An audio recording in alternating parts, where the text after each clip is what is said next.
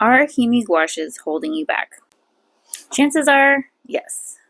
If you're using almost any kind of student grade art supply, they're probably holding you back. Now, I know a lot of artists say that if you're really a good artist, you can make beautiful works out of anything. And while that is true, using student grade supplies while you're still a newbie can really hurt your confidence and make stuff that would normally look pretty decent into something that can kind of look, amateur and newbie. And that's kind of the point that we're trying to get away from. I bought my set of Himi gouaches during the pandemic, like a lot of people did. I know TikTok, Instagram, they were all full of these beautiful palettes of gouache, and I wanted to be part of that. So I bought Himi gouaches because that's what everybody else was using, and I really regret it. Knowing what I know now, I think I would have gone with probably Arteza. I have a video that's coming out on that. But for now, we'll talk about Himis and the problems that I have with them.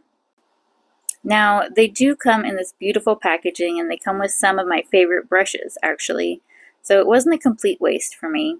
But I have 4 major gripes with Himi gouache, and that doesn't mean that they're not for you, but these are the problems that I had with them. Number 4, they're messy. And this isn't really a deal breaker for me, but it's something that you need to be aware of because it's really easy to get overlap because those cups are so close together that they bleed together, they mush around, and if you drop the case, you're done. Hopefully that never happens to you, but it almost happened to me, and I was just thinking of how absolutely terrible that would have been because, 30 plus cups of paint, that's not really something you want to have open and exposed all the time. Which brings me to my next point. So in an attempt to keep my cups kind of covered and to keep them from drying out, because they do dry out rather quickly, my house is relatively dry, and within a week they're just basically big crumbly blocks of paint color, which I don't really mind because I think it's easier to get the cream consistency when you're just adding a little bit of water to the pigment. So that's not great, but you are going to mess up your brushes, and it's not going to come out as gouache as it is watercolory. And re-wetting those things is a nightmare, let me tell you. I watched a few videos on TikTok and YouTube on how to re-wet those things, and just add water and stir with a toothpick. No, you will be there for hours and hours re-wetting those just for them to dry out within another week. And so I had gotten tired of that, and I was like, how am I going to keep these moist? How am I going to keep these babies in pristine condition so I never have to worry about this again? So, dummy me, I sprayed them with water, and I covered them with press and seal, which is like saran wrap, but better. And the next time I opened them, mold. Everywhere, mold. Big, furry, black, gray clumps. It was disgusting. And of course, I'm cheapskate, and I couldn't find anything that said how to save them. So I had to spend quite a bit of time scraping off the mold and saving the paint layer under the mold that was so good. Was it really worth my time? No, but I was in a bit of a crunch, and you know how sometimes you just get in a weird mood that you don't mind doing those things? Well, I felt that way for the first half of it. Second half, it was a labor. Since then, I've learned that you have to use distilled water to spray your Himi gouaches, otherwise the contamination will spread and you'll get mold. That's something I didn't know when I bought them, otherwise I definitely would have bought tube paint. They stay the perfect consistency, there's no mold, there's no drying out unless you wait years and years to use them, and yeah, that's just something to consider. But my number one gripe with Himi gouaches is that it holds you back. They hold you back as an artist because you can't get the blend, you can't get the opaqueness, you can't get all of those things that we've seen on TikTok, we've seen on Instagram that we're like, ooh, I want that. I want that to look like, I want my art to look that way.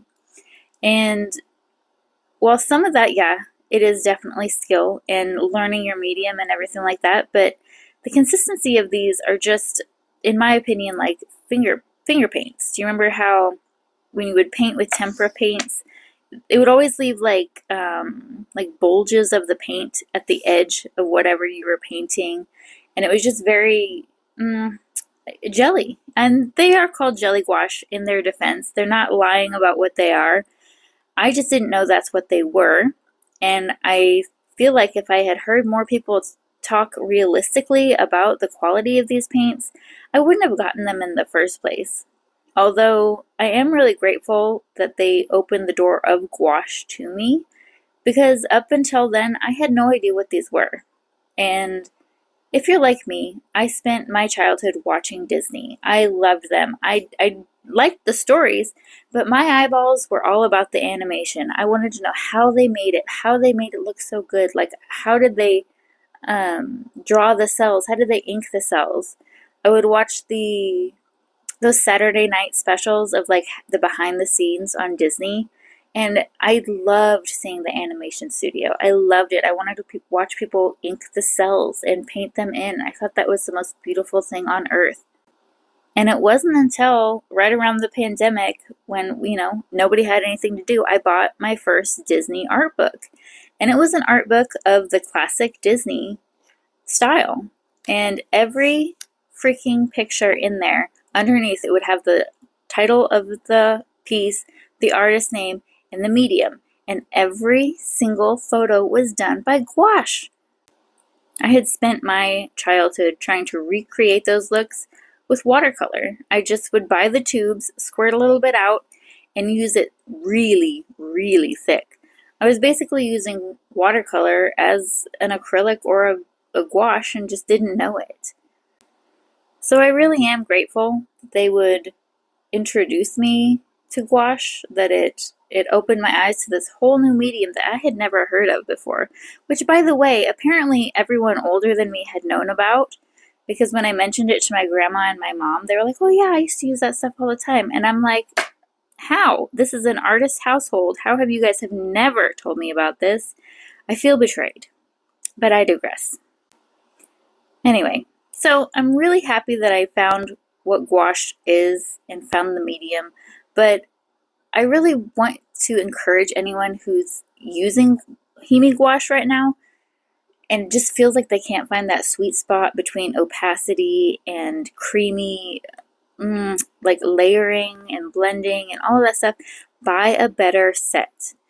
If you want to go the Winsor Newton route, they're like a top of the line. I shouldn't say top of the line, but it's a higher budget product, and you can get a lot done with the primary sets. Get the primary set. I think it's $60 for like 10 tubes, somewhere around there.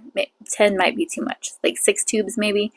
But get that, and then get one of those little charts that tell you, like, you pick out what color you want, and then you look to the sides and see which two colors you blend to make that color. So you can get a lot done if you want to go that way. I personally bought the Arteza, and I think they're great. I've got no complaints. They're nice and creamy, and I'll definitely be throwing away the Himi Gouache. I'll probably keep the little case it came in because I love packaging and I'm a hoarder, but those are my 2 cents, and I hope this helped.